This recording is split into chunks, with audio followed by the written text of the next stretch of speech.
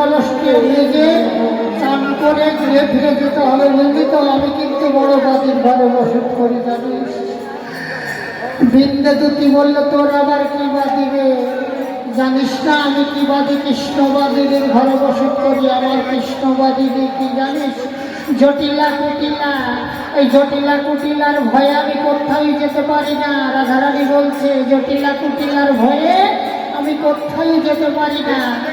জানিস, এই ভরা কলসির জল আমি ছলনা করে ফেলে দিয়ে কৃষ্ণ গোবিন্দকে দেখার জন্য আমি এই যমুনায় এসেছি জল নিতে, জানিস তো?